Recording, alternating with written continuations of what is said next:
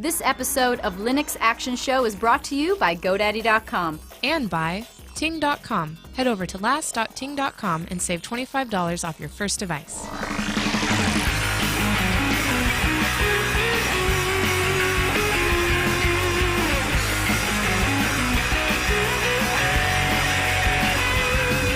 Hi, everyone, and welcome to the Linux Action Show, Season 28, Episode 6. My name is Chris. My name's Matt. Good morning to you, Matt. Morning. You ready for me to let the folks know about the big show? Oh, yeah. All right, well, coming up this week, I snuck into PAX Prime 2013, and I sussed out all of the Linux goodness, from gadgets to software.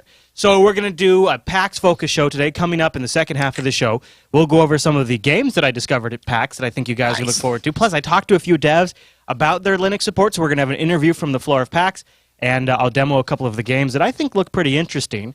And in /Etsy, we'll go over some hardware that I saw at PAX that's meant to run, or at least works under Linux, and one device that runs Linux completely. Score. Yeah, it's really cool. Got some good gadgets coming up. Something that lets you control your Linux box with your feet. Oh, with your feet. Yeah. I like that. Plus a Linux gaming console. A little sneak peek right here. Whoop, don't look. Whoop, whoop. Whoop, No whoop, looking. Don't look. No Don't looking. look. So we'll be talking about that. But of course, we've also got the news. But first, Matt, it's our picks. Our picks. And I thought there's a lot of ways I could have gone with the Runs Linux this week. I saw some good ones. Sure. Saw some really good Oh, ones. there's some great ones out there. However, Okay. I got a warm spot in my heart for beer. And DJ BFT on the subreddit submitted his Runs Linux this week. My homebrew beer supply store That's awesome. runs Linux. Yeah, he says, my local brew home store, Midwest Supplies, runs Linux on a computer that customers can use to print beer recipes from the internet. They used to have it set up to print a list of grains that you bought, so you could bring it to the register at the front of the store, but they said the receipt printer was always flaking out. So now they use it for this instead, and he included some pics.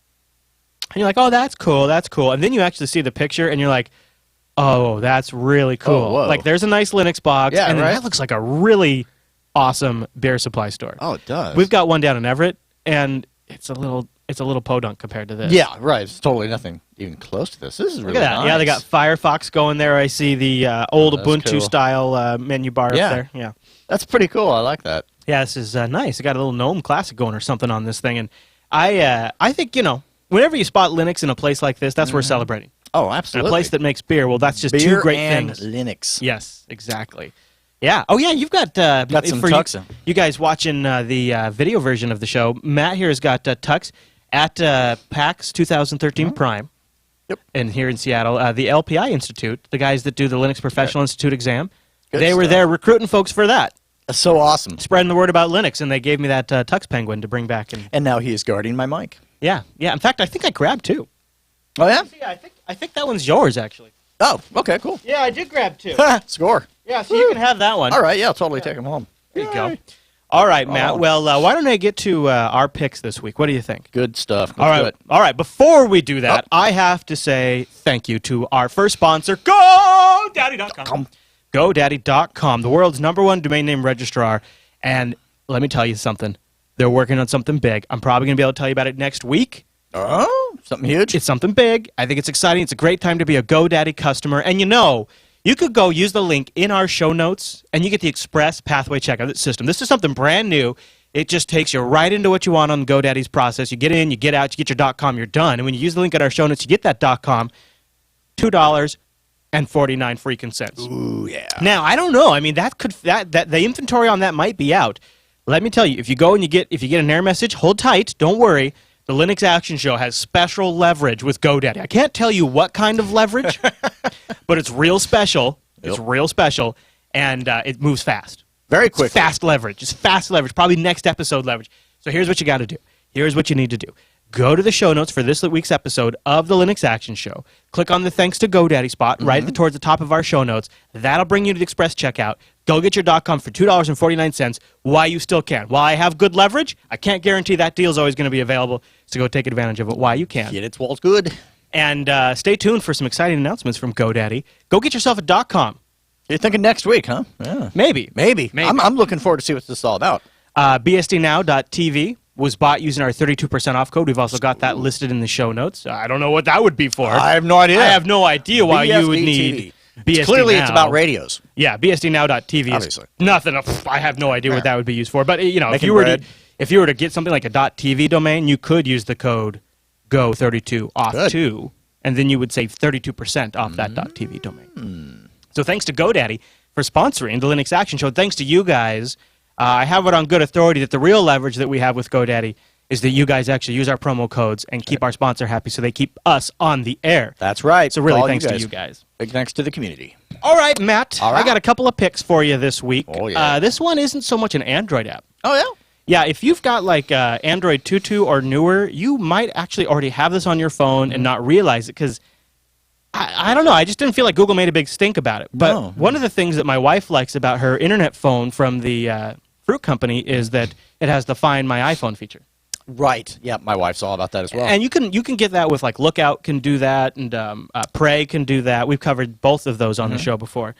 Now Google has actually just turned it on remotely for devices. It's rolling out for devices 2.2 and above, and it's called the Android Device Manager. And let me, if I pull it up here, the only trick about demoing this particular one is it actually shows my address and my location. Oh, yeah, yeah. But I'll see if I can't. I'll see if I can't. I'll let it load up.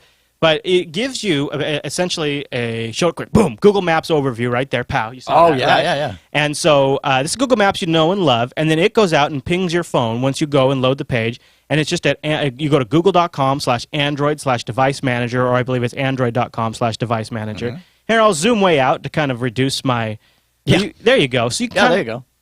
I mean, here he is in what looks like Soviet Russia. So here I am in the Pacific Northwest, Yeah. and it's neat. So if you've got if you've lost this somewhere, you can use this to track it down. It's about 700 feet or meters or so is the radius. But the other thing that's actually pretty handy, if you turn it on, and you have to go into the Google settings app in your phone, and you can turn on factory resets. You can actually remotely wipe your Android device using this as well. Oh, that's nice. Yeah, maybe you're worried about that, right? But the other thing you can do is if you lose it in your house somewhere, Which I've done. Yeah. Here. you can tell it to ring. Oh, no kidding. And it'll keep ringing for 5 minutes loudly, So it's not ringing just long enough for you to find out general room Right. it's in, and it stops. and it won't stop until you hit the power button. And then once you hit the power button, it stops ringing.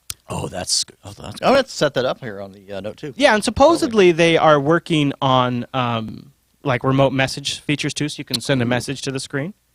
They don't have Tell that the yet. creeper that's got your phone, I can see you. Yeah, exactly.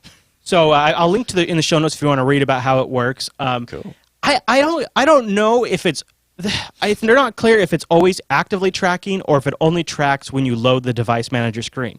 Based on the time it takes to locate my device, I assume it's only when I load the page because it doesn't just like immediately have it. Like it has to like contact the device, and it's almost like I have to wait for like a push message to be sent to the device. I would imagine it so. wakes up Wi-Fi, and then the device manager finds it. Makes for battery's sake, I'm sure. But it is if you're the chat room's asking if it's muted, yes, it will still ring. Oh, and okay. as long as your battery's alive, you can even remotely wipe it. So like in my case, say I was at a client and I forgot it, and right now I don't have my lock screen enabled because I was being lazy this weekend. Yeah. If I got a little paranoid, I would just send the remote wipe command to it. That's really nice because, I mean, I definitely don't use the lock screen. It's being able to remotely wipe that sucker and then maybe send a nice little message beforehand. So if you want to see if your Android device has it, go into your app screen and find the Google Settings app and launch the Google Settings app, which is funny. It's not in the actual Android settings. It's a separate Google Settings app. Oh, right. Okay. And then you have all your different like Google-type services listed in there, and Android Device Manager will just show up once it's been pushed out to your device. Just right there at the bottom. Yeah. And then, so remotely locate this device is turned on. And then I also have factory reset turned on, so that way I can send wipe commands to my phone. That's very cool. There you go. So that's the Android Device Manager. It's included with Android now, 2 above. And with this whole thing, does this work with Google two-step authentication as far as for security? I'm just picturing malicious types saying, hey, look Yeah, what I so can you do. have to be logged into your Google account. That's good. So if um, you've got good security there, then you should be in good shape. Yeah, so if your Google account has two-factor turned on, you won't be able to get to the Device Manager until you've authenticated with the Good. two-factor. Okay. I like that because then that's a double win. It's nice they include that for free. Yes. Yeah, so Good stuff. I think the easiest way, let me double check. I think the easiest way to get that is just android.com/devices. Is that what it is? Android.com? Yeah, I think. No. No device. Device. Or is Device- it, or it is might it, be or is it a Device subdomain Manager. device? Of Google. course, the funny thing is I have the link in the show notes. But yeah, it's android.com/device manager is like the really quick URL to Cool. get to it. And then it will send you to where you need to go. Yeah. Awesome. All right. So we're going to be talking about games today. Mm-hmm. Now, in the SSD era, storage is a little tight. In this Bonobo Extreme here, I've got 2 SSDs, a 256er and a 128 just for my home. Right. You'd think that'd be enough. You'd think. You'd think that'd be enough for the video games that I want. But if I were to say, I don't know, a DF-H right now, you could see that my home only has 16 gigs free right now, out of 128 gigs. So I'm filling that up pretty fast. Oh, yeah. Also, my slash root is now only 20 gigs free. So I could be doing better. You're using a little more room. And, if I were... it's enough to make you aware of what storage you have available. And right, I could sit down here on the command line and I could do du-sh star, and I could get the size of all the different directories in my home directory. I can see, I got 40 gigs in Dropbox, 15 gigs in downloads, 33 megabytes in audio. I could go through and, one by one, check every directory like this, right? But I am not a caveman, Matt. I am not. No, sir, this will not stand, Matt. We can't have this. None of this. So have you ever seen WinDirstat on Windows? Oh, yeah. I love WinDirstat, right? I throw it on a Windows box. It's like a tiny, and it just, you scan the whole machine, and you go clean it up. It's always great. Well, WinDirstat is available essentially. It's not called the same thing. It's called GDMap. Wow. And here it is. This is my home directory. You launch GDMap, and I'll have a link to it in the show notes. You point it at the directory, either your root or your home directory, and it scans it, and then it gives you a graphical overview of the largest objects on your drive. So the bigger the block, the larger the object. So like down here, you can see here's Counter-Strike. This is all Counter-Strike. So I can see this represents like a lot of the Steam usage on my machine, right? Here's free space. Here's what I was playing, just trying to get Xonotic working. And I think the colors are helpful from a representative point of view because it really allows you to identify visually what's going on. So these yellow ones are all JPEGs, for example, right? Oh, and seeing their individual little dots. Yeah, each file, right? That's great. So I can see, I get a very good representation of all of the Dropbox pictures, how much space they take up on my machine. And so here I can see here Star Trek Online files. I could probably, I don't play that too often. I could probably delete those. Descent 3, badass. I got that on there. And here's a Saucy's desktop ISO. I could probably drop those. Real quick overview, right? And this is nice. And I've pointed this at my root. I've pointed this at my home directory. And if you got an SSD, it'll actually scan through it pretty quick. Well, and I noticed as you're rolling your mouse over each individual graphical representation, it's actually telling you at the bottom there. It gives you, it gives you in the status bar. It gives you what file it is. Yeah, that's really helpful. It's super nice, Matt. See if you can zoom in on the individual ones there. Kidding. Yeah, so you can see there's the little. It's kind of a neat effect. Looks like Minions. Yeah, they do look like Minions, don't they? Yeah. So, anyways, Despicable Me guys. I guess GDMap is probably only useful if you're like me and you're on SSDs these days. Because if you're on a desktop drive, they're like default terabyte. Sure. Yeah.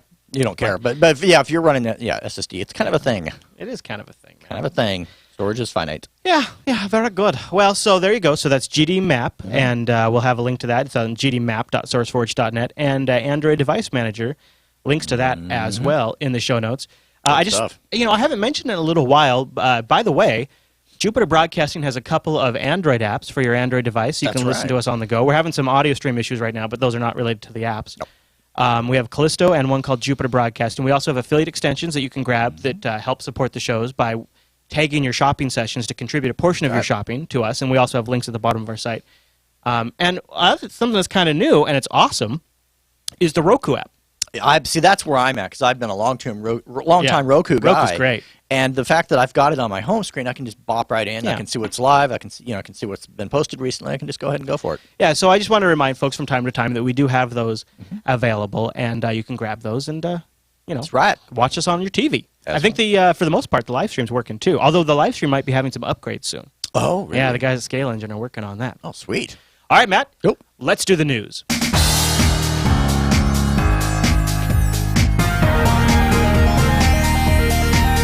Hey, it's the news, and this episode is brought to you by Ting.com. Go to last.ting.com and just start saving people. Of course, Ting is mobile that makes sense. Mobile provider of both Matt and I. How you liking that note, too? I am loving that note, too. Yeah, I know. I like your... that screen really is something. That is... How's it for Waze? Is it like not the best Waze machine ever? It's actually pretty good. Yeah, it's rocking. And I've got it's got great images and So you've got a dedicated Waze screen. I've got a dedicated Bitcoin screen. It's very See, and that's for me. It's all about the Waze. Yeah, I like that, dude. That's nice. That's nice. So now Ting, one of the great things about Ting is not only will you be guaranteed to save, but they have got a really unique company culture. And I know as as more savvy users, that kind of stuff can matter to you. And I wanted to point you over to a couple of things that Ting does differently. One of them is they're very transparent, and I think this is really respectable. Like, here's a blog post they did on the 29th of August outlining where their customers come from, because they've had a lot of questions, you know, and kind of just giving interesting perspective, because consumers who are kind of like the early adopters get really into this kind of stuff. Like, they want to know this kind of data, and Ting is the type of company you kind of become passionate about. So it's really awesome that they're sharing this. The other thing that they do is they do an Ask an Executive series from time to time on their blog. And I was just watching this one, and you can grab the headphones if you want. They asked, like, what do you guys see? Kind of one of the customers wrote and said, what do you see as the future for Ting? I was blown away by his answer. I mean, it was like, it couldn't have been more of a perfect answer. Out there, we think of Ting as essentially a mobile ISP, and our long-term vision for Ting is that it become the mobile ISP, or the mobile data network provider, to as many people as possible. We're very comfortable that today we provide fairer, more transparent pricing. So many of our customers save money with Ting, and we're even more comfortable that we provide, you know, a better web app and customer service experience than anybody else in the industry. We think that, you know, that should be in the hands of as many people as possible. And at the beginning, you know, I said mobile ISP. I mean, there's no reason that you know, we couldn't take some of these same qualities and bring them to the fixed world at some point. Wouldn't that be something? I mean, could you imagine like an actual like Ting like physical ISP? Now, I wanted to point you guys in the direction of this, because we've talked a lot about Ting on the Linux Action Show. Here's a great example of the way Ting works, and it is, when you think of some of the advantages you have, it's such a phenomenal deal. I want to point everyone over to the Sierra Overdrive Pro. Okay. Now, this is a 3G hotspot. You know, it connects to the Ting network, and then it shares out. And you over just take it Wi-Fi. wherever you're going. Sure. It also supports WiMAX. Now, WiMAX, you know, LTE is the dominant standard. You know, I've got LTE here in my HTC One. Love it. However, some areas like the Pacific Northwest still have WiMAX. Right. Nobody is on that. I was at PAX this weekend. That is a cellular nightmare. It is completely, you know, it is total cellular devastation. Right. LTE. So you're talking was congestion to the third degree. That's... It was. I had two different. We had a guy there with Verizon. We had a guy there with all of them. We had a group of four. Everybody had a different carrier. Right. WiMAX was working. WiMAX was working. That's awesome. Now here's the crazy part. Wow. No contract, $28 for the Sierra Overdrive Pro. Ooh. If you only use, you know, you pay for what you use. So if you don't use it for a month, you're going to just pay $6 for that line. You're not out like a $60 a month contract. So you can let it sit in your drawer and only use it when you need to travel. And when you do use it, you simply pay for what you need. And Ting has a very easy dashboard to follow where you're at. The rates make a lot of sense. And they'll just bill you for whatever bucket you fall into. You don't have to worry about overages. You don't have to worry about a contract. If you want to turn it off, you just log into their website and deactivate it. You don't have to worry about a termination fee. If you have any issues with it when you're on the road, you can just call them at 1-855-TING-FTW between 8 a.m. and 8 p.m. Eastern, and a real person will answer the phone. I like that. So basically, you're telling me that this is $8. This is a $30 Wi-Fi hotspot that you only pay for what you use, and if you've oh man, I love that, because totally I could drawer that, and it's, you know, exactly, and then if I'm on a congested network somewhere else, boom, there it is. If you've got WiMAX, this is such a slam dunk, because a lot of places do. I mean, and they're still out there, and it's like grab this, and then when you want to use it, it's so obvious. 3G is still fine for web browsing and email and all that kind of stuff. And then you're not draining the battery on your devices. You don't have to get have to get 3G in all your different devices. And at $30, I totally love it. Plus, if you go to last.ting.com, you're going to save $25 off your first device. So this is $28, and you're going to save $25 off your first device. That is an amazing deal. It is. You're getting this thing for a few bucks, and then you're only going to pay for what you use. So go to last.ting.com. Go check out what they have to offer. And maybe while you're over there, plug into their savings calculator just as a little thought experiment. See how much you might save. I think you'll be surprised at the incredible savings. 98% of people who switch to Ting save. Oh yeah, I'm rocking like $15, I think, right now. I mean, it's like it's crazy. Yeah, I just don't use voice. You know? It's awesome. It is really good. Average annual savings per device is $440. Annual savings for a family plan, $182. That's right. Average monthly bill per device, $21. Average monthly bill for a Ting customer is $21. Boom. Yeah. So go to last.ting.com. And thanks to Ting for sponsoring the Linux Action Show. Good stuff. Okay, Matt, our first story this week is a really good news story. New Zealand bans software patents. That's a big deal. Talk about enlightenment. So here we go. Let's run down this. So this is a new law that marks end of years of debate and lobbying that has been, I think, really kicked into high gear in 2010. The Commerce Minister, Craig Foss, welcomed the modernization of the patent laws, saying that it marked a significant step forward of driving innovation in New Zealand. I would say so. I mean, because the problem with software patents is that they're so fuzzy. It's not. Yeah, people avoid it just because they're worried about the possible. Because it's no longer about protecting your innovation. It's actually about hoarding these patents and then suing the crap out of anyone that remotely might possibly be using them, kind of, sort of, not really. Yeah. No good. It's interesting. So I was reading an article today that back in April, Apple, in the back end, without having to push a software update to any of the devices, switched all FaceTime calls from point to point, direct to direct. The way it used to work is you would FaceTime would send a message to the Apple service and say, I want to initiate a phone call or a FaceTime call. The service would say, okay, yep, both are valid FaceTime accounts, and then the two devices would connect directly to each other. That's better for bandwidth. Yeah. It's also better for privacy, right? Yeah, big difference. So then Apple gets sued by a company for patent violation for doing that direct connection, which a lot of people probably violate that. Yeah. And on the back end, Apple just flips it, so now that every FaceTime call goes through a relay server. Which is not better. No, it's going to be worse calls, and it's traceable. Exactly. And so it shows you, here's a combination of how patent system abuse combined with proprietary technology can fundamentally just change something out from underneath the user. And the only reason we even discovered this happened is because of the litigation currently happening in court. Exactly. And Otherwise, we would have known. Yeah. So this patent stuff, it's multifaceted. The bill also was graded by the Institute of IT Professionals, the IITP. Chief Executive Paul Matthews from the IITP congratulated Foss, that's the spokesperson, for listening to the IT industry and ensuring that software patents were excluded. They actually first drafted this bill in 2008, but it was 2010 things really kicked off. Matthews goes on to say, the patent system doesn't work for software because it's almost impossible for genuine technology companies to create new software without breaching some of the hundreds of thousands of software patents that exist, often for very obvious work. We've seen. And I still stand by the whole statement of, protecting your work is one thing, but just hoarding something to hoard it so you can go sue people, that's where the whole concept just fell apart. Yeah. It really did. That's why people copyright various software things they do and stuff like that. That's fine. Do it that way. Yeah. And they still said you can copyright, you can patent and copyright. We should stick with patent. You can patent certain software processes. Sure. So if you come up with your own unique process, you can patent that. The way the puzzle pieces fit together, that's one thing. Sure. Yeah. Yep. All right, well, let's get into some Linux stuff. So Linux 3.1.2 is in the oven right now, and there is some interesting features overall that Phoronix highlighted. Some good AMD stuff, but I extracted two from his boil down that he did. Number one, the AMD pull request AMD's been working on their Berlin HSA APU support.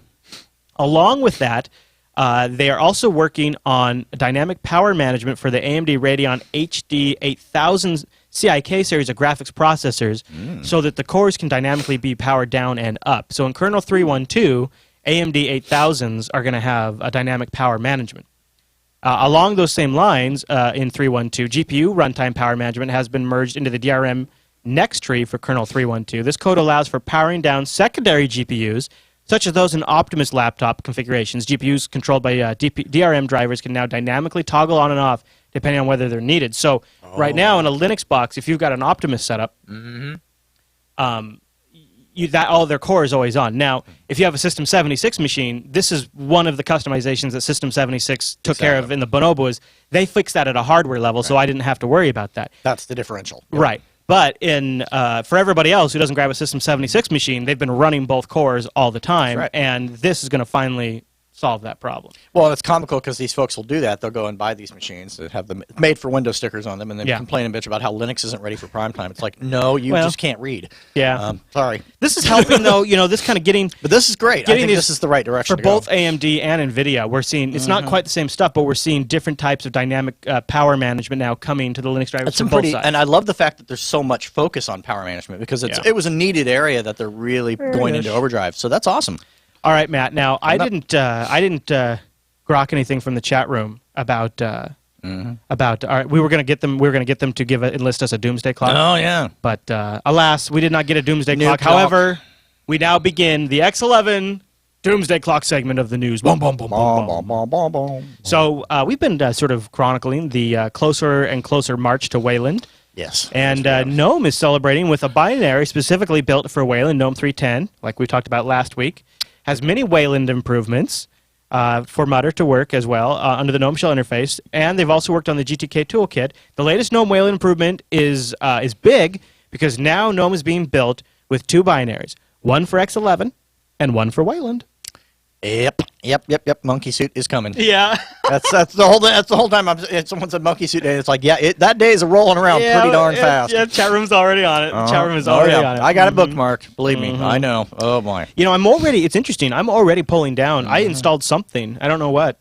I installed something that's pulling down Wayland packages. Oh, no kidding. Yeah, I'm getting Wayland updates all the time now. So I mean, it's still on already X. part of your experience even under the hood, and So at some point, I think I'm just going to be switching it over. Oh my goodness. There was just also a quick mention that GTK 384 also lands with more Wayland improvements. Nothing too exciting there. But I love the fact that this is one prop I really got to give to the GNOME project, is that they're really on board making sure that these improvements, enhancements are already in process. So we're not waiting till last minute, Ubuntu, and and then going to just force it all down our throats. And the KDE project's been hot on it too. They have. Yeah, they have.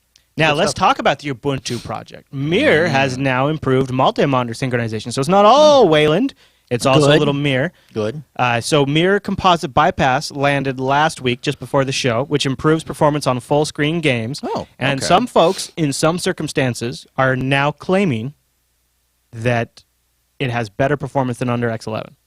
That would be fascinating to see the data on, I would really be interested in seeing, because it's potentially true. I mean, it's a newer technology. Why not, right? Yeah, I mean, and X11 is got a lot of cruft, but I don't see how it's technically possible, because when you are at that level, I believe you're talking like right to the driver, right to the card. I don't know, but And it's probably a lot like me, how I said, "Oh my God, KDE is so fast," which it is. KDE has has really great transitions. It's highly optimized. It feels faster than other desktops, and so that's probably what it is. It just feels smoother. Maybe. So other than that, but now they're talking about dynamically improved multi-monitor frame synchronization. That I like. Right, so I'm very, very glad we're at this stage and they're already working on multi-monitor, because honestly, I need multi-monitors. Yeah. That's what I live in. And so. I was very worried that the Mir development was going to be mobile focused. This is clearly a desktop feature, in my opinion. Props to them for that.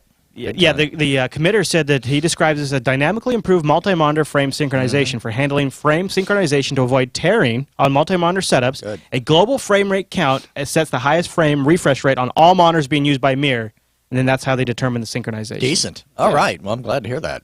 Good job, guys. So there you go. Boom, boom, boom. Death to X11. 11.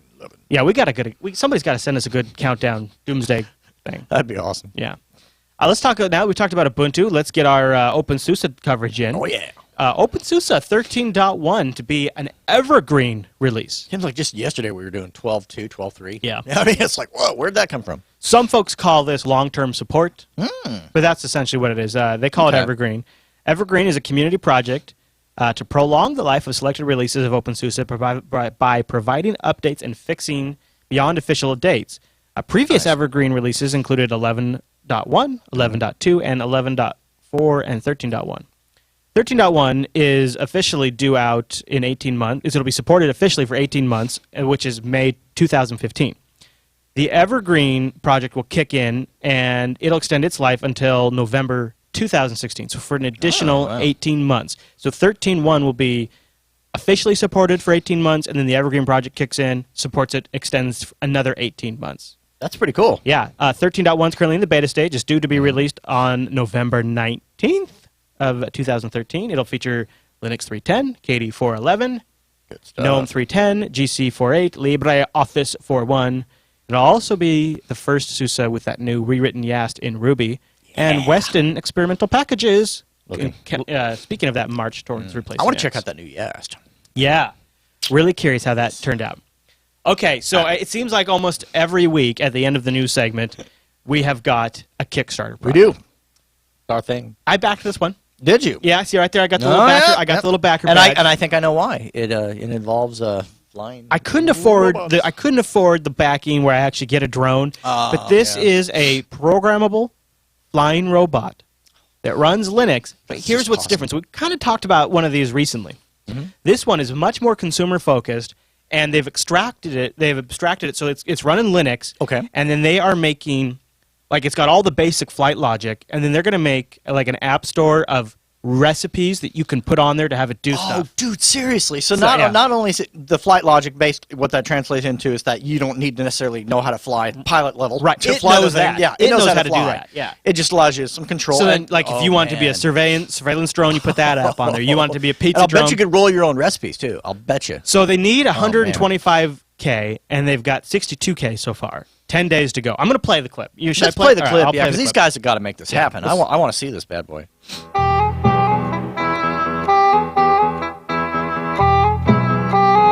So that's it looks really good. It looks really clean. Oh man, that's cool. Flight is such an amazing love the adaptation. recipes idea. A creature that flies doesn't have to think about how. I'm Patrick Edwards-Doherty, and I founded Pleiades. I grew up with stories of sentient robots, magic pets, and no one ever had to tell them how to fly. We've been taught to think of robots as tools, each one designed for one specific chore. Very clean. What looking. if, instead, we design a robot as an extension of ourselves, versatile, open to possibilities, experiential? Spiri comes with the basics of flight built in. It's programmable. If you make hardware or software for Spiri, cool. you don't have to worry about how it flies, holds steady, avoids bumps or recharges. You can move on to new things. Just imagine what you can do with that. My only gripe about it is that I feel like I almost feel like the Kickstarter is wanted more about Spirit that to guy's run your head than it is about the applications. robot. Yeah. But I also, mean, otherwise it looks awesome. I want to see more flying though, but so you know, we isolated flight from the applications it is a cool on concept. two separate It really processors. is. We know So from they've got experience that Quadro two is the CPUs. subject One of CPU that just built does the collisions. flight, and another CPU that We runs designed the Spirit apps. to be light and exceptionally strong. Oh, see, that's nice. Carbon fiber So ribbon then you're not to taxing rotors. one versus And the it can other. fly back to its charging Reinforce base. the points of impact. Oh, yeah.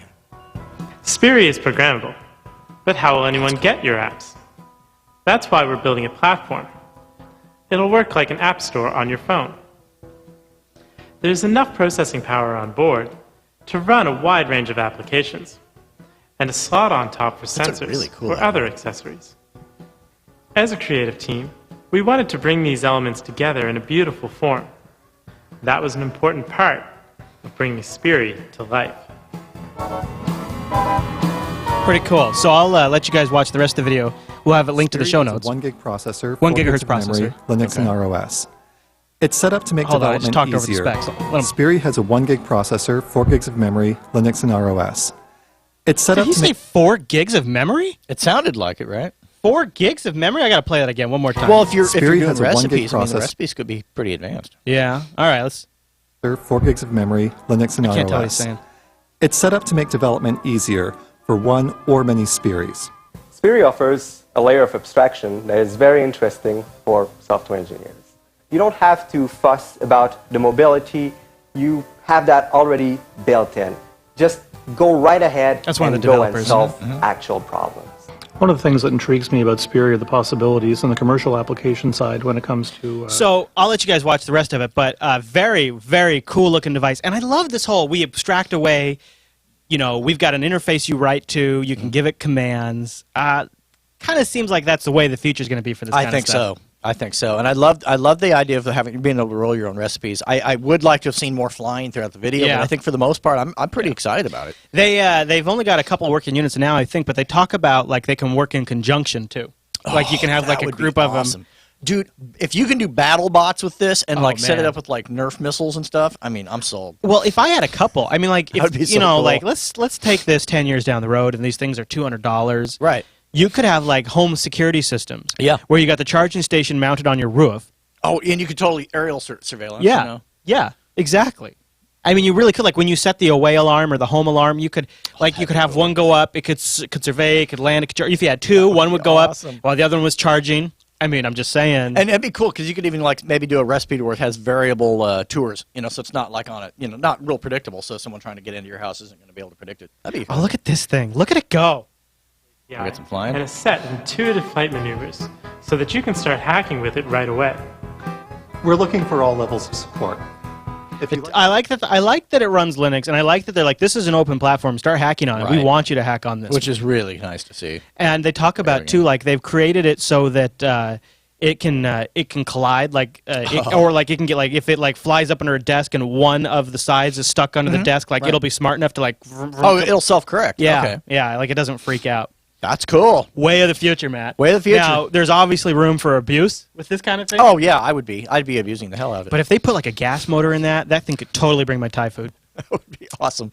That's all. Home delivery. Yeah, exactly. Better than Furby in a pillowcase. Saying. All right, Matt. Well, that's all the news for this week.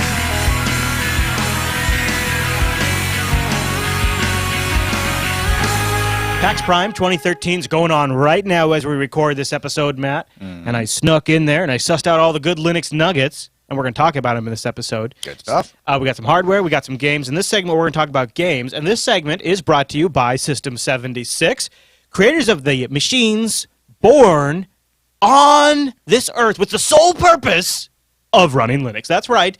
System76 creates awesome machines that run Linux, and they have this gorgeous Gazelle Professional.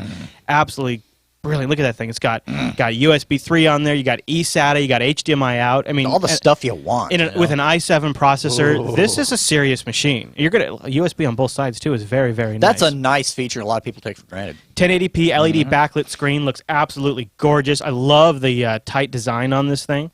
Very nice. And of course, the 4th gen i7 means you're going to get great battery life and fantastic performance. Right. They have SSDs in this bad mamma jamma, or you can go up to 2.256 terabytes of storage. That's just crazy town.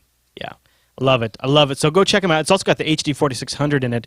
System 76 has all kinds of wonderful machines, desktops, laptops. I've got the Bonobo Extreme right here. It is a monster. I mean, I have never found anything I can't throw at this. It's also, awesome. I don't know if you saw the launch of this, Matt, but the team over at System 76 just kicked off Bean Books, which is going to be, they're rolling out right now. I just signed up for my account. I'd been talking to Carl months and months ago when they were developing this, because they were asking, hey, for Jupiter Broadcasting, tell us about your billing, tell us a little bit about this and that. This is an accounting platform for Linux, and they have a software as a service model. It's open source, so you're also going to be able to load the code on your own server. This is a QuickBooks killer, I think, but it's more than that. It's going to involve your billing. It's a whole business process application. Well, and what I thought was most important about it when I was reading up on it is the fact that they actually developed this for their own needs. So they ate their dog food long before this went public. Yeah. They really used this themselves. Oh yeah, they've dogfooded it for a while, And that's awesome. They've got a really impressive back-end infrastructure. It can do invoices and expenses, but it goes beyond that. It has a feature-rich journal for recording all the transactions for your business. If you have been in a business and you've kind of been stuck on some of the Windows solutions for managing your accounting for a small business or even a medium business, I think it has an API too. Beanbooks is going to really solve a lot of problems for some. And you can try free for 30 days. Yeah, I signed up. Can't beat that. I'm running the free trial right now. So that's at beanbooks.com. I just want to give that a mention because I think it's so awesome. System 76 really created something for themselves to solve a problem and then realized they were onto something and could solve a problem for a lot of folks. This is going to kill some Windows installations. I think so. I was going through it and I was like, this is actually really good. Yeah. This is really good. I was really impressed. All right. So great work to them. And we're going to be running here at the Jupiter Broadcasting HQ, Matt. Woo! I want to start with an interview I did while I was at PAX. This was with some folks that are working on a game called Forced. And it's available right now, early preview on Linux. So we're going to take a look at it for a minute. But here you go. Here's my chat. Forced booth, and one of the things that's interesting about Forced is not only is it a tactical arena co-op, but it's coming to Linux. Can you tell me about that? Yeah, it is actually quite easy to develop to Linux because we're using the engine called Unity, and they handle a lot of the process of porting to Linux, so it's actually quite easy. So how do you guys, so you're doing the release now, it's already out, but it's not yet out for Linux. Is it kind of delayed for testing? Not out yet. We just released early access on Steam. We won the competition for Intel Level Up as best game with 3D graphics, and then we were awarded with the demo on Steam, and then we just decided maybe we can throw out an early access as well, and that's what we've been doing. So the actual release is it's on the 24th of October 1st. So Okay, October 21st. So, when you guys were looking in house to go to Linux, was the fact that Unity just kind of made that a one-click publish? Was that sort of the deciding factor? Was there a lot of testing, extra work involved after you did that? there is a lot of testing, but definitely Unity makes it a lot easier. So that definitely makes it an easier decision. So yeah. So Steam on October 21st. Linux then? Sorry. 24th for Linux too? Yeah. Very good. Thanks a lot. No problem. So it's actually available right now for Linux with early preview. If you buy it now, you get you buy into the alpha or beta, and then you can load it on your machine. So he mentioned they used Unity. That's good to know. Pretty common thread I found at PAX. And he said, they with the way it works, they're able to just sort of one-click publish, and then they do additional testing in-house. Now I'm going to load up Forced. I haven't really. I just found out about the game on Friday. Sure. And this is Sunday. So it's pretty new to you. Yeah, it's pretty new to me. So I haven't played it a lot, but I thought I'd show it to you. Now, it's neat. Forced it's a 1 or up to 4-player co-op arcade. It's an adventure puzzle with tactical elements. You're a slave in the toughest fantasy gladiator school of them all, and you are condemned to fight as a gladiator. Eventually, you can win your freedom. You'll face deadly trials, huge creatures, and your spirit mentor will guide you through the quest for recognition. It's got 25 arenas, 5 bosses, 4 unique character classes, 16 unlockable abilities, advanced tactical and artificial intelligence. You got mobs that work together in group combat, sacrificing each other to protect one main boss's shields. You have a spirit mentor that guides you through it. You've got a mark combat system where players can apply for marks to enemies and then consume and destroy them with powerful skills. And here it is. Now, once you buy it, you have to get a beta key. Sure. Sounds a little bit like working at a technology company. I know. So here I am on local play. Now you might have to you might have to have the headphones to hear it. And online. But yeah, so I'm going to do so I could do a single player here, and I will I'll start that. This is just going to be because I'm just loaded up. This is just going to be the training. Okay.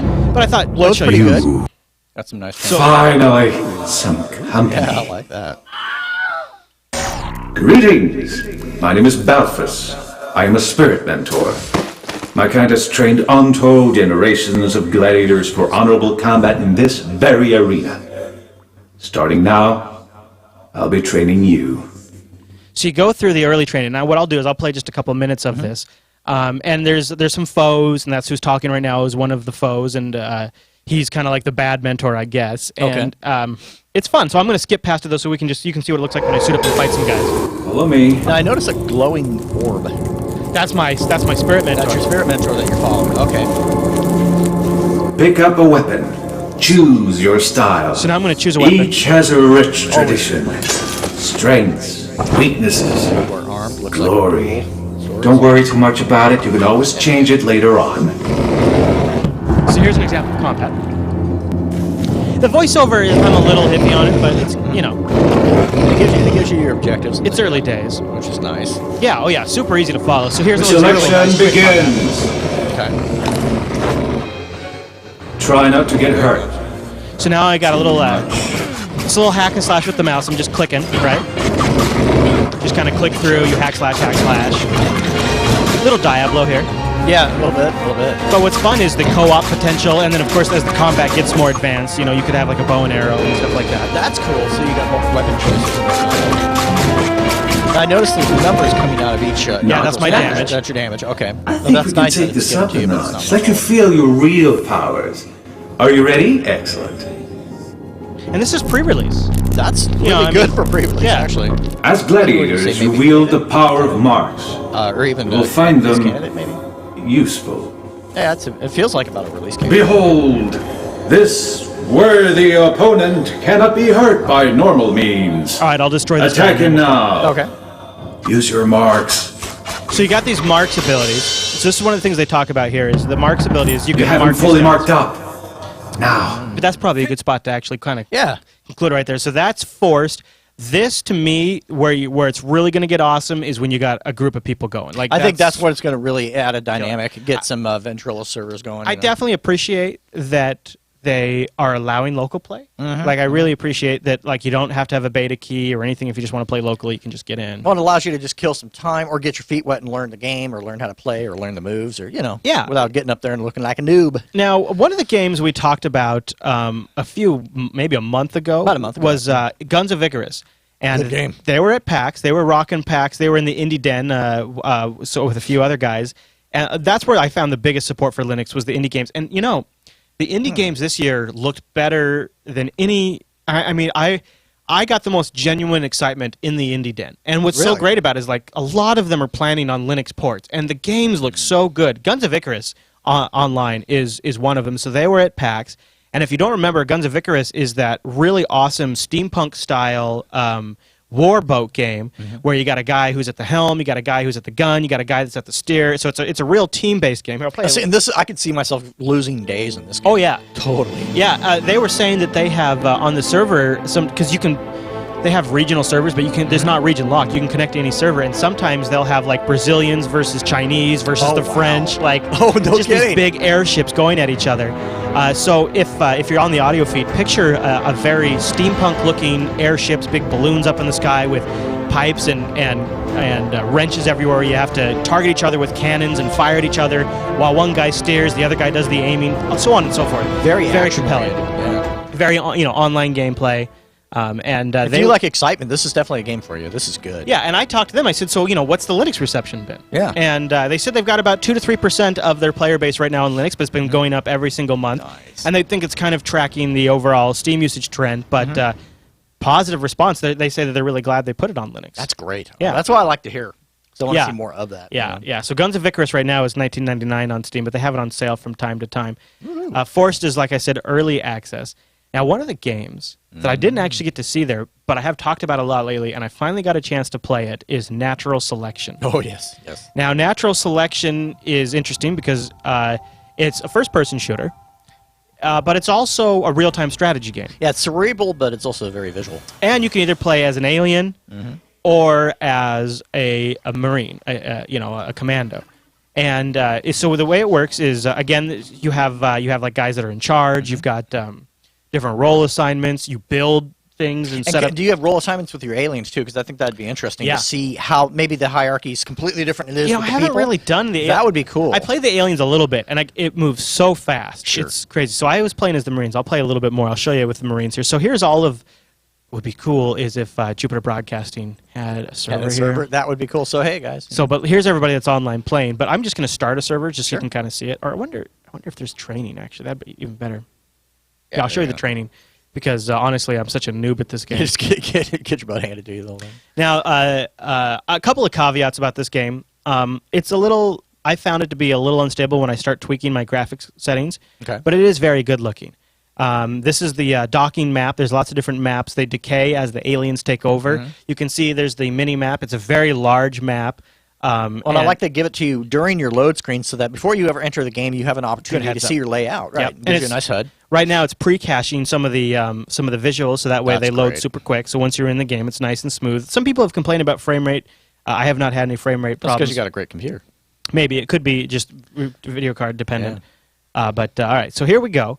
And see now if I get past this, nope, it crashed. It crashed. Yeah, so it's a little crashy. Yeah. It's a little crashy. So maybe it's one to watch and just but see, imagine if you had sort of StarCraft in the first-person shooter mode. Like you have to deploy regeneration stations. You've got to deploy equipment, and then you have to go back and build things. You have to repair things if the aliens damage them, and then fight aliens off. The settings are incredible. It's beautiful. Gorgeous game. It's one of the best-looking games I've seen on Linux. And stability, I think, will get worked out. I think if you give them a couple weeks, they released a couple of days early on Linux. Okay, so they're probably a patch or two away. Then. Yeah. So here it is from the aliens' point of view. See, this is what I would love to see how the hierarchy of the aliens work. How boss, like who's leading whom and whatnot. Yeah, and here's the human. That's cool. The mech suit, nice. Oh yeah. You get your different roles and splat. Yeah, it's to me the potential here seems pretty high. Yeah, and when you combine that with the online or local play. See, I could see myself living in this and the Guns of Icarus, I think it is. Yeah. I would just live there. I would totally lose. Look at these maps, Matt. Look how gorgeous these maps are. God. Yeah. Yes. When I was playing as the alien, I was able to crawl along the side of the wall and the ceiling. That's important. Yeah. Because we can't do that in real life. So there you go. And there they were showing they pop out to overhead mode. You gotta love the Gatling gun. So this to me is this is what Steam coming to Linux brings us. Yeah. This is one of those games that is like huge for Linux, I think, because it is such a AAA game. If we can get the stability issues worked out, it's so much fun. And the replayability of this game is like one of those where people could be playing this for years. Oh, absolutely. Because you got the RTS mechanic, you got the first-person mechanic, you got the co-op mechanic, you got the humans versus aliens, you got updates coming down from Steam. And it provides you a nice, healthy variety, so you're not going to get bored. Yeah. That's good. And it's right now, you can get it for like, they had it on sale during, let's see, is it still on sale? Let's go to the store page. Yeah. It was 75% off this weekend. Whoa! Yeah. It doesn't tell you the price. Oh, yeah, there it is. Yeah, there it is. So right now, it's $6.24 on Steam if you're watching this. I'm not sure how long. Get on it, even if it's a little buggy at first. Wait for the patches. For $6, you're going to kick yourself later if you don't do it. At $6 to me, that kind of seems like a must-buy. That's a stupid, cheap thing. I'm doing that when I get home. Yeah. In fact, I think, let me check. I think I bought go up here, games, and we'll take a look at my guest passes. I'm thinking I have 3 copies of Forced to give away. And I have 1 copy of Strike Suit Zero and 1 copy of Guns of Icarus Online to give away. So I'm thinking tomorrow, Tuesday. Yep. During Linux Unplugged. That's when we should do it. Absolutely. Let's get some folks, the folks that are live, have you guys join us live. We'll do some Linux trivia questions, and the winners of the Linux trivia questions, I'll shoot the Steam keys over to, and Tuesday, 2 p.m. Pacific But you know what? time. It's $6. If you'll excuse me, Matt, I'm going to buy a 4-pack right now, just real quick before I forget. So I'm going to give away a couple of copies of Natural Selection 2. Totally. And then maybe we can get some folks playing. Good stuff. Yeah. All right. So that's Natural Selection 2 and Forced, which are really good, and Guns of Icarus, which is really awesome. And all of that was held at the Indie Mega booth at PAX. This is something that PAX has been doing a lot. Now they call it the Indie Mega booth now. And it's developers who are, maybe on Greenlight or Kickstarter who are making stuff for different platforms get highlighted at PAX. Otherwise, PAX has been a very console-heavy. Well, I love the fact that the indies they not only have their own culture, their own space, but they have room to really shine. Yeah, and show off what they got. Exactly. We're in it to play it. We're in it to win it. And it was definitely the most advanced looking indie games I'd ever seen. Oh yeah. Well, the Guns of Icarus is just for me. That's just. Yeah, when I asked him, I said, so how's the Linux? I said to the Guns of Icarus guy, I said, so how's the Linux, adoption been? And he just lit up. Oh yeah. He's like, oh yeah, it's been great. It's been really cool. That's awesome. Yeah. He's probably stoked about because I think he probably gets as an indie developer the fact that this is untapped territory. Yeah. This is like going west, my son. You Right. know? I mean, that's big time. While there's still a great community of open source games, and this show needs to do more to focus on those games. This kind of stuff, this AAA title type of stuff being available for Linux, especially as Microsoft just keeps screwing the pooch on Windows release after Windows release. 8.1 looks like another train wreck. This is removing a huge barrier. Well, and with them being in limbo right now, and they're going to be in limbo for some time, I think, this is a really great opportunity. And I think these proprietary games will drive development for more open source games. So I think it's a collective win. Really. Yeah, I agree. All right, Matt. Well, that's the wrap-up of software from PAX 2013. Let's go get our hands on some gadgets.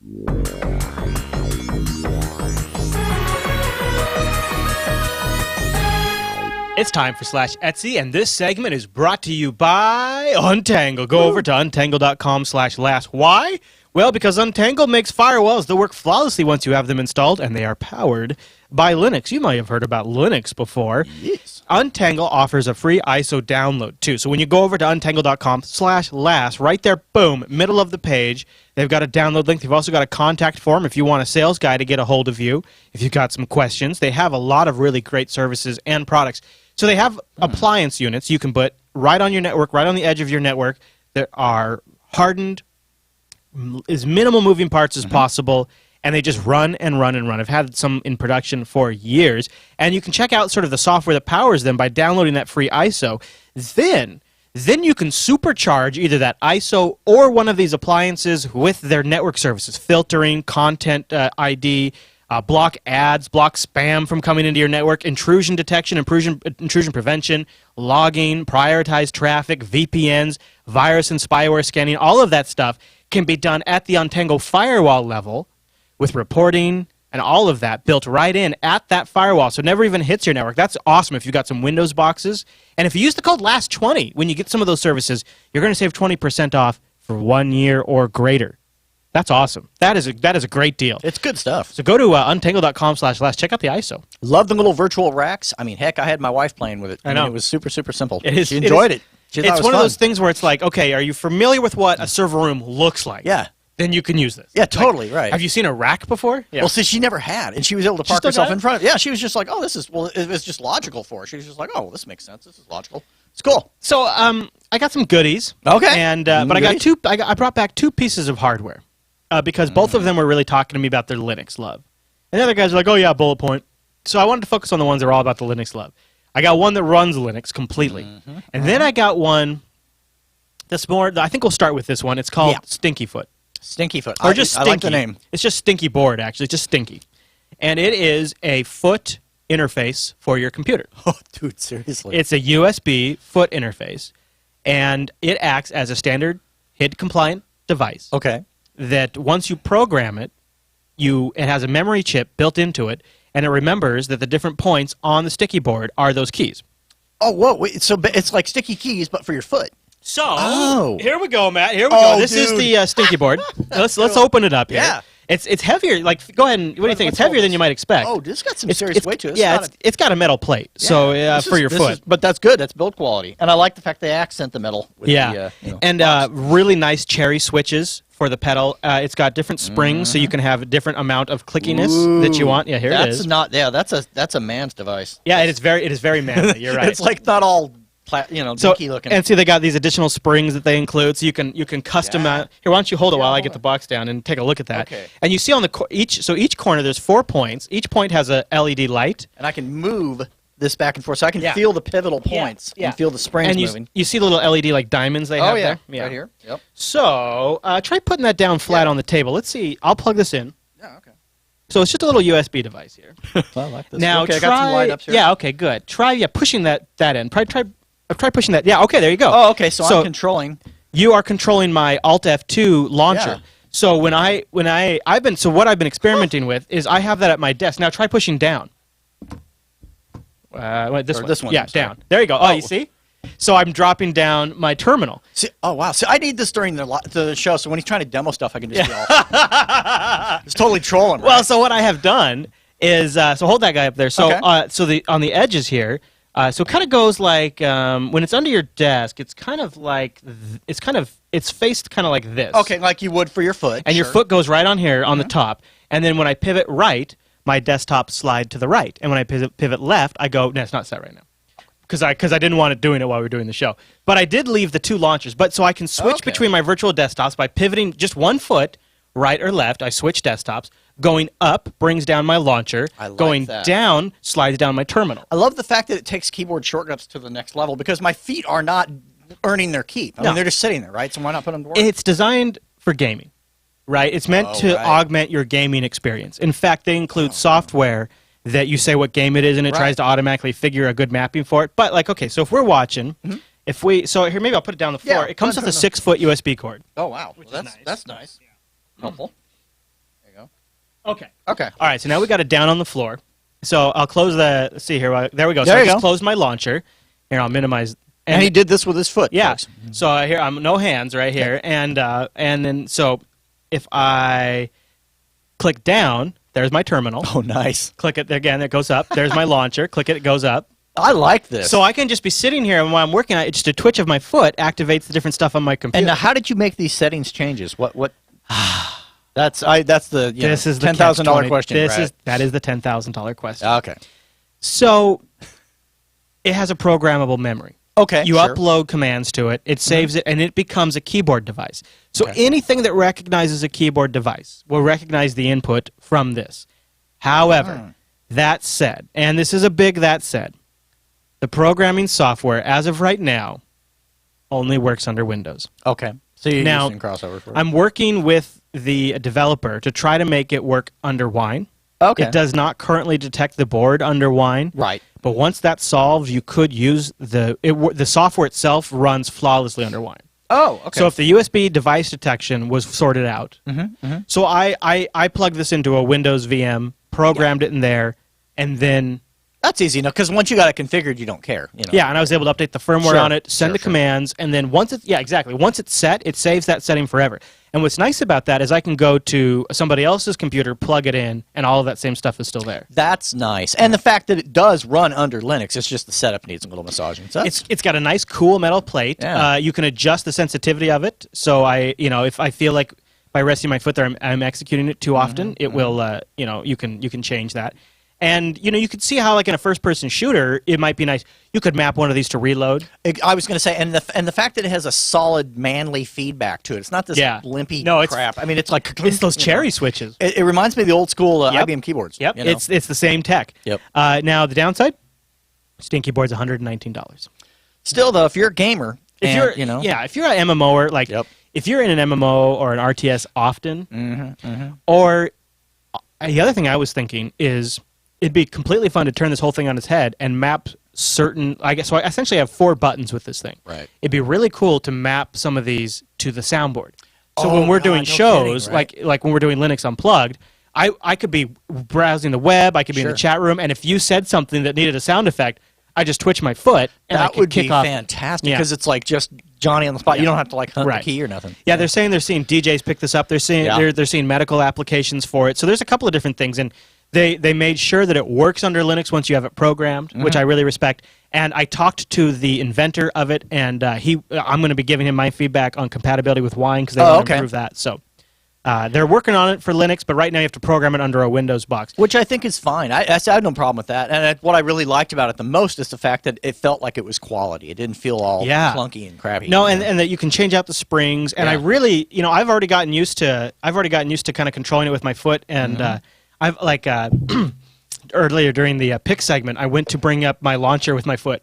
And of course, I didn't have it plugged in. Presentations. I'll bet that would be nice. Changing the next slide. Right, because if you're someone that really talks a lot with their hands, you don't need to be clicking stuff. There's all. I mean, think about it. Your feet are just sitting there doing nothing. Right. Put them to work. Put them to work. But that, my friends, is not the coolest thing that I found at PAX that runs Linux. No, that would be this guy right here, the GCW 0, the ultimate open source handheld. Nice. Here it is. It is a Linux device, and it's about the size of an old school Game Boy Advance. That's what it reminds me of. Yeah, it kind of has that same look to it. Here's the take a look at those specs there. It's got Linux 3. Wow. I think it's 310. I can't remember. Yes, it's Linux 3X is on there.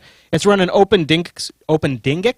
Dingus? Version of OpenDingX, Linux. huh? Okay. Memory's got a 512 DDR2. Internal storage is 16 gigabytes. Nice. Got some external options. Yep, you can do a micro SD. Yeah. So here it is. HDMI out. It's very light. Like it's that. got a good bright screen. Yeah. It's a low res screen, but it's not for the type of gaming you're doing on this. Yeah, it's acceptable. Supports wireless in. Love that. It's got it also has analog TV out, which is nice if you got an old school TV as well. And HDMI out. In fact, take a look at this, Matt. So when I open up the box here, look at what they include. So you get this nice felt covering case. Sure. HDMI cable. I like that. That you 1 point with me right there. I don't have to USB go live. cable.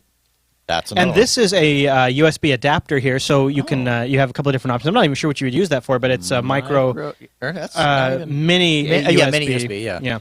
And then also you got your analog, so you can do RCA. All included in the box. I thought it was really nice they included. So you're the totally HDMI. set to connect it to pretty much anything you want. Yeah. And so here's the UI. Cool. You've got different elements you move through. Yeah, so that's awesome. It includes like a few built-in games. Oh, I'd play that. Let's you know which one I got to go with. Free Doom. Comes with Doom. They've also got I've seen people playing Descent on here. Of course, tons of ROMs. Right. This is fun. It's got a fun retro feel to it, Yeah. I should plug it into the headphones. Yeah, and see the fact that you can plug it to HDMI is you can have friends over and show it off. So I'm pretty new to this. So the only thing I've really done with it so far is I have I loaded up the new OS. So I put the new OS on it. So I got that updated. New game. Let's go there. All right. So now I'm playing Doom on my handheld. Oh, that's cool. See if I can. Can you guys see that? I don't know. Is that showing up? So let's go. I'm gonna go kill some guys. Yeah, a little bit. It shows there. It's actually look how good that is. It does look good. Oh jeez! For the screen size, it's actually quite good. This is a really good little handset. then I could just jump right out. I can go down here, quit, boom, I'm out. That's pretty responsive. And the other thing that's cool about it is there's really no limits to it. So it's got file managers on here. Right. When it connects to my Wi-Fi, it automatically fires up an FTP. Oh, and nice. then I just FTP files up to it. So that's how I updated it. Built-in applications are file manager, a terminal. The important stuff. You yeah. need a terminal. And then about half a dozen games or so. Some good ones, some good old classic ones like the Moonlander rocket game where you got to try to. I love the Astro Launcher. So check out. And these games that come in here are open source. You can. That's cool. But then there's also, I have it linked in the show notes. There's there's like emulators you can download for it, like so you can play Super Nintendo. That would be that I could see a lot. I could see a lot of emulator action going on. All right, so here we go, Matt. Oh, so, nice. The classic try to land the rocket. Right. Oh, jeez, I'm going way too fast. That's cool. So I was thinking I'm gonna play with this over the next couple of days, and I'll give a kind of a review of the battery life and things like that in Linux Unplugged. I really haven't played with it enough yet to tell you. This is the first charge still. Okay. Because I just got it the other day. Yeah. At PAX, they were selling them at PAX, which is awesome, and they were talking to people about what they've got and trying to encourage people to write for it. If you have a good elephant-like memory, you might remember that they started the GCW0 started as I thought a Kickstarter. it was familiar. Yes. Yeah, I do remember. And they were shooting for 130K, and they got 238K, which is awesome. Great. And they included, because of that, that's why we got things like the mini case and the HDMI cable, because they hit their stretch goals. That's so great, and I think that's really what helps it deliver it as a really great product is having the ability to connect it to your TV set, being able to do stuff like that. Yeah, isn't that neat? It's cool. And it sort of brings in this, platformers are so immensely popular right now. And it's sort of like the perfect little platformers device. It is very techy, right? Because you load new ROMs by connecting over FTP. You have to manually connect it to your wireless and enter in the SSID. It doesn't automatically detect the SSID. Exactly. But it's geeky enough that it's going to hold your interest. You're not going to be feeling like you're playing with a toy. You're playing with an adult toy. Yeah, it's a hacker toy. Yeah, it's hacker toy. That's because for me, one of the things about computers that I enjoy the most, a lot of people like them for video games. I actually just love to tinker with them. Right. This is both in a little device. This is a tinker device and a gaming device. A lot of potential here. Runs Linux. Open source code available for it and plenty, plus some closed source stuff. So it's the GCW0, and you can get it at gcw-0.com to check them out. And it's cool. One thing I do got to show you. If I go, let's see, if I select, I got to restart for you because you really here we go, reboot, and when I reboot, you watch. Okay. As it starts up, boom! Look at all that. Oh, Linux right there. it's totally a Linux startup screen. That's awesome. Yeah, you get the whole Linux console flyby. It boots pretty quick. That's awesome. I'm sitting there clicking. I was just to say your foot pedal's going bananas. Yeah, I'm clicking my foot pedal. So the GCW0 was definitely a pretty cool little find. Well, it comes with great games, and I think the fact that you can also, if you're creative, put some ROMs on there. That'd be kind of fun too. Yeah, I linked to some of that stuff. There's a really passionate community propping up around. Not just this particular device, but the entire software platform. That's really awesome. Yeah, so an open source gaming console built for gamers by gamers. That's great. Yeah, that's GCW. Indie stuff, good stuff. And then we got that guy. Oh, and then one last thing. Oh, he's got more. Oh, well, this is just the swag. So ThinkGeek. Okay. Oh, by the way, I think ThinkGeek is selling the GCW. Doesn't it say on there? Yeah, I believe it. I believe that. Yeah, they are. ThinkGeek.com/GCW-0. Yep. So ThinkGeek had a booth at PAX. Oh, my goodness. And they had just some funsy stuff. Sure. Oh, they always got. That's where I get all my. So I got this for Anne. This is a Tetris lamp, and they light up when you connect them. That's cool. And I also got the kids a few things. But here you go, Matt. I got you a little something. Oh, right on. There you go. Oh, Open that up. You'll be impressed. You don't play Portal, but you will one day. Oh, I will. And oh, that's awesome. That's cool. Check it out. And it's a little drone guy. And then I got awesome. over here. Thank you. From I think this was an exclusive. This is an LED flashlight sentry turret from Portal, and so when you enter in the room, the light turns on. That's nice. And functional and fun. Are you still there? Yeah, and then you got the big one. As I say, you tried it with this guy. But... Yeah, you got So I don't know. Maybe the Linux Action Show will have to go next year because it was a good show, and there was a lot of Linux love this year, and maybe we'll even see more Linux love next year. Check that out. I'm going to be playing with a GCW0. And I'll let you guys know more of my thoughts on Linux Unplugged on Tuesday. Good stuff. All right, Matt. That's the gadgets from PAX 2013.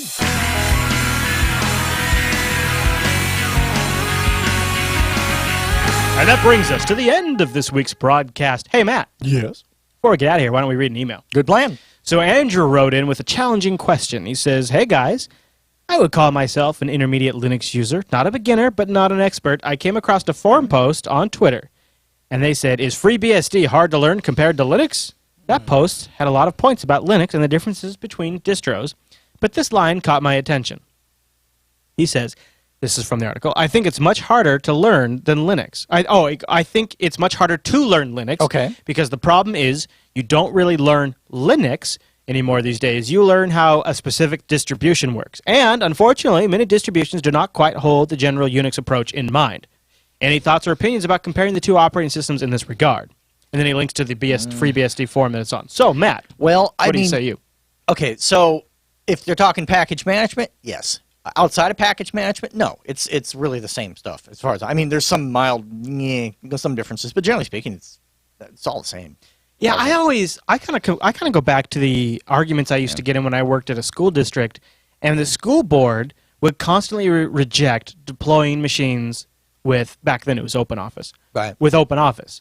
And it was because, well, it's not similar enough to what they'll use in the field. And I argued, well, you're teaching them the semantics on how to interface with a word processor. That's all the it is. UI elements, the technology around it are going to change, as they have. Later they introduced the ribbon. Now we've gone to Office 360 and Google Docs. I think it's kind of the same here. If you learn how to solve problems, if you learn about var log, you learn about /etc, right. You learn where the binaries are, you learn about file permissions, you learn how to research problems and get answers to those problems. Right. All of that applies uniformly to Fedora, Ubuntu, OpenSUSE, you name your Mandarin, whatever. Yep. Whatever. That all applies. So I don't know if that's wholly true. However, I would argue maybe it's easier to pick up on some elements of FreeBSD because there is a certain consistency to FreeBSD because the same people who make LS are the same group of people who make the kernel. Like it's one complete team. Right? It's That's not fair. Not Okay, this I'll give you project, that. not that. So all the flags are generally the same across all the commands, generally. You know, a lot of that kind of stuff is very similar. And there's a really good handbook. Oh, yeah. Documentation's never a problem in BSD. So that's... At all. So you look at those things and you go, oh, well, that easy math. FreeBSD is easier.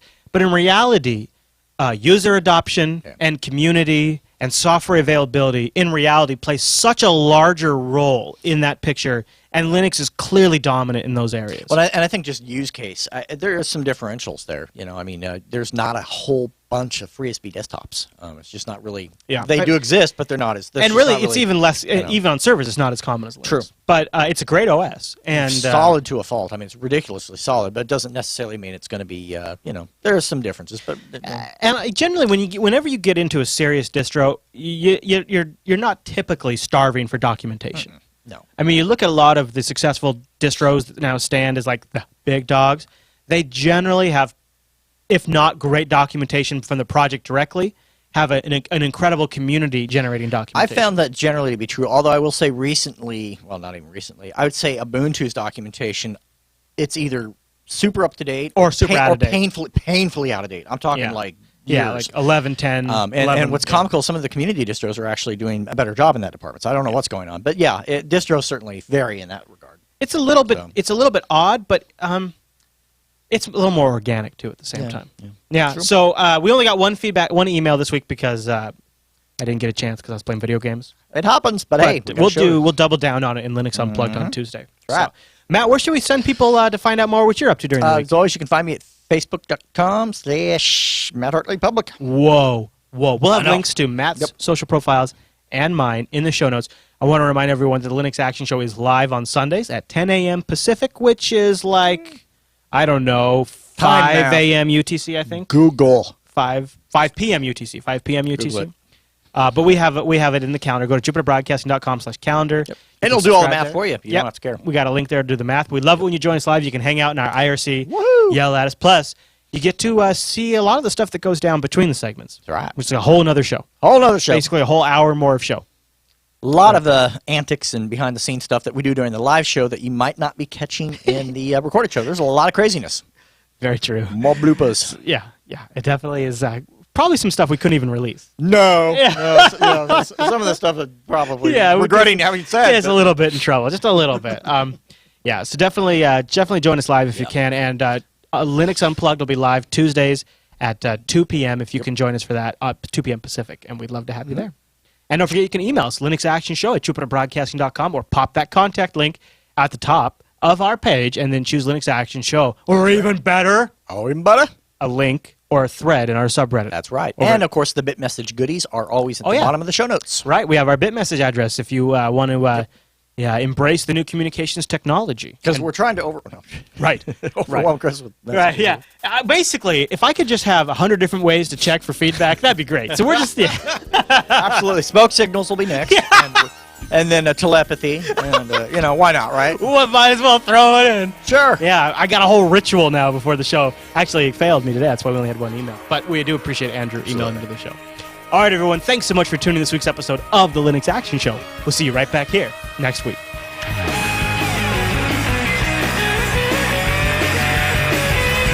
The latest news.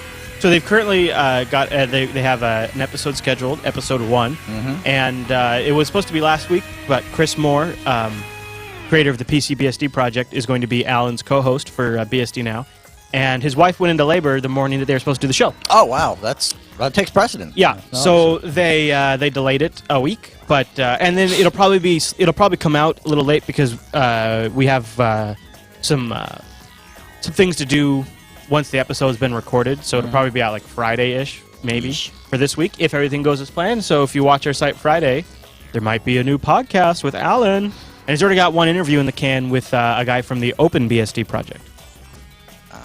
So there you go, BSD Now. Good stuff. Yeah. And Not BSD later. Cool BSD thing now. that they're doing, the cool thing they're going to be doing with this is, obviously Chris Moore is pretty involved with the BSD project. And Alan has been getting a lot more officially involved with the BSD project, but also they're just going to a lot of the BSD conferences, and they both go. Oh, so they're going to be like at. There's a lot of on-site stuff then. Yeah, they're going to one in like October. I can't remember. There's one coming up really soon that they're going to that's looking good, and cool. So they're going to be there. So they'll probably, eventually, as they kind of get that setup worked out, they'll probably have some interviews from the conferences. They might even, record some sessions and then bring them back and show them in the show. So I think it's going to be a really great show. And they got bsdnow.tv is where you can find out information about it. And when it's published, we'll have it up on the Jupiter Broadcasting website. It'll go in the All Shows RSS feed, and they'll also have its own RSS feeds posted in the show notes, just like all our other shows do. Yep. Sweet. New show coming. Now it's not. Now we'll make a big stink about it when the first episode's available, and you guys can go download it. You know what I got on today? Check this out. What do you got on today?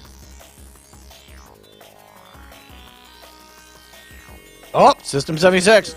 Pow. Pow. Oh, yeah. There he is. There we go. There he is. There we go. Representing. Hey, it's the news, and this episode is brought to you by... I wasn't ready. Go again, man. Sorry. Sorry, I wasn't ready. Sorry. I didn't have the right thing open. That's fine. And I kind of have to pee, too. Yeah, go ahead and go pee. All right, I'll go. Live stream. I got your live stream right here. That was a live stream, let me tell you. Woo! I'm talking about my pee. Awkward. Yeah. Hi, everybody. Guess Hello. what? Linux Action Show today. Guess what? Big show. Big show. Guess what? Gonna have fun today. Big show.